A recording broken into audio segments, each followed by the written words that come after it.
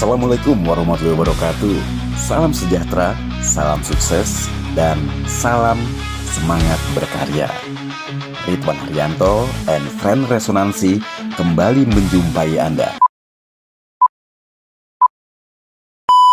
Tindakan aparat kepolisian yang melakukan penjemputan sekaligus penangkapan terhadap mahasiswi ITB berinisial SSS menyedot perhatian beragam kalangan. Ikatan Keluarga Mahasiswa ITB menilai bahwa penangkapan tersebut tidak lazim karena tanpa melalui mekanisme yang sebenarnya. Ketua Kabinet KM ITB Farel Faiz pada TV One menjelaskan, sebelum pihak kepolisian melakukan penjemputan atau penangkapan, harusnya ada surat pemanggilan terlebih dahulu. Baik pihak keluarga dan mahasiswa yang bersangkutan tidak mendapatkan surat tersebut. SSS langsung dijemput paksa oleh pihak kepolisian di kosannya yang terletak di Jatinangor, Bandung. Karena itu, mereka meminta proses hukum SSS ditinjau kembali. Juga keluarganya itu merasa sampai saat tersebut itu belum ada pemanggilan kepada pihak mereka dan ujung-ujungnya itu langsung didatangkan gitu dan dijemput di wilayah kos-kosannya menuju ke Jakarta. Artinya ini jemput paksa ya? Dijemput paksa, betul.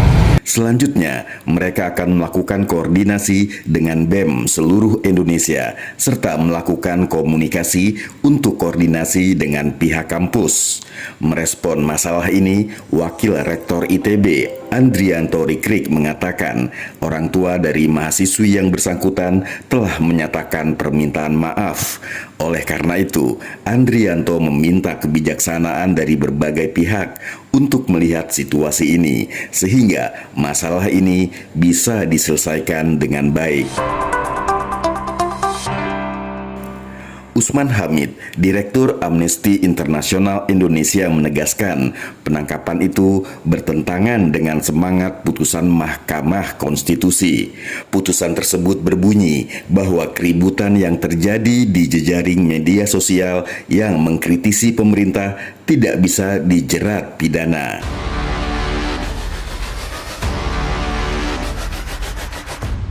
Dengan melihat pada 3 aspek, yaitu penangkapan yang tanpa didahului dengan surat pemanggilan, adanya permintaan maaf dari orang tua mahasiswi SSS, serta yang tidak kalah pentingnya adalah putusan MK pada akhir bulan April 2025. Maka, apakah bisa dikatakan jika penangkapan itu merupakan sebuah titipan, bahwa penangkapan itu merupakan kriminalisasi?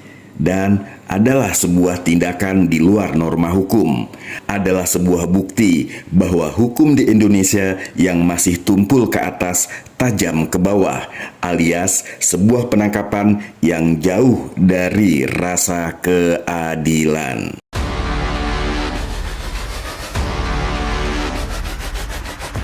Dalam kaitannya dengan hal ini, apakah kita sependapat dengan apa yang dikatakan oleh Kepala Kantor Komunikasi Kepresidenan atau PCO Hasan Hasbi, yaitu seharusnya mahasiswi yang bersangkutan tidak dijerat hukum, melainkan cukup dilakukan pembinaan. Kalau ada pasal-pasalnya kita serahkan ke polisi, tapi kalau dari pemerintah, itu kalau anak muda, ya mungkin ada semangat-semangat yang terlanjur, ya mungkin lebih baik dibina ya, karena masih sangat muda, bisa dibina bukan dihukum gitu. Masyarakat Indonesia pastinya berharap bahwa pemerintah bisa hadir dengan mengosong rasa keadilan. Sebagaimana marak diberitakan bahwa mahasiswi ITB berinisial SSS ditangkap polisi setelah unggahan meme yang membuat gambar Prabowo dan Jokowi yang dibuatnya viral.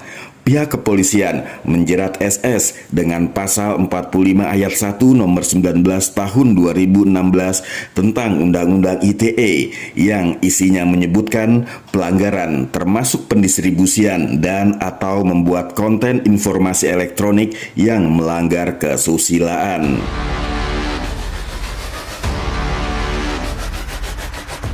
Memang yang menjadi pertanyaan adalah apakah meme yang dibuat SSS itu mengkritisi pemerintah atau perorangan.